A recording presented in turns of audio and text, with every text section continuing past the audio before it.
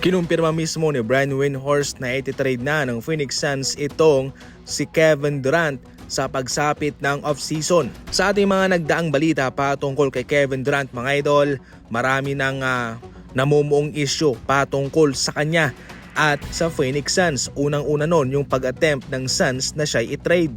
Walang kaalam-alam si Kevin Durant noon. Nagpaalam lamang yung Suns nung sila'y nakabuo na ng package para sa kanya sa Golden State. Pero ito'y tinanggihan ni Kevin Durant. Pangalawa, yung patungkol naman kay Devin Booker. Sinabi mismo ni Kevin Durant sa isang deleted na tweet na ayon pa sa kanya kung sa Devin Booker daw ay mayroong magandang performance, hindi siya binabanggit, wala siyang mention.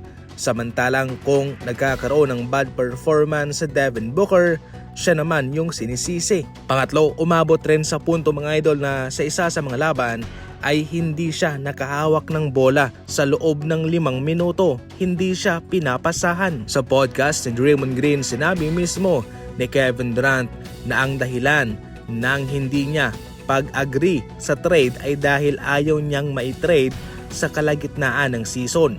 Patatapusin lang daw yung season na ito at kanilang makikita kung ano ang resulta at doon na lamang magdedesisyon kung ano ang gagawin sa kanya. Sinabi rin mismo ni Kevin Durant na gusto niya na siya pa rin ang may control sa kanyang career dahil hindi lahat ng mga malalaro sa ngayon ay nabibigyan ng tsansa na i-control ang kanilang kapalaran. Kapag papalaos ng isang malalaro, sila ay binibitawan at hindi na nabibigyan ng pagkakataong makapaglaro sa isang kupunan.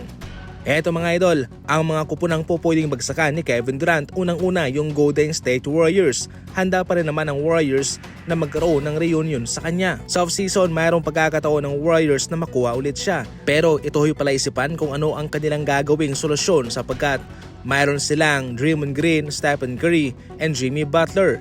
Kung si Kevin Durant ang kanilang gugustuhin makuha, posible silang magpakawala ng isang Draymond Green.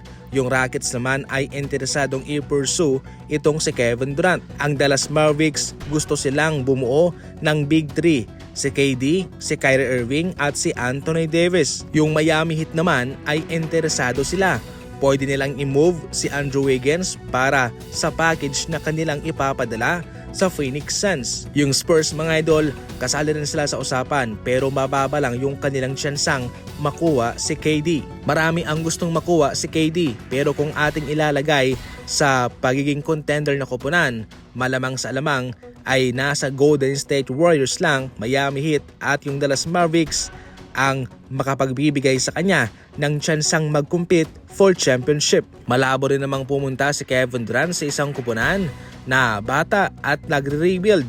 Well, para sa inyo, saang team ba kaya nababagay itong si KD o saan ba siya talaga pupunta? I-comment lang yan sa comment section.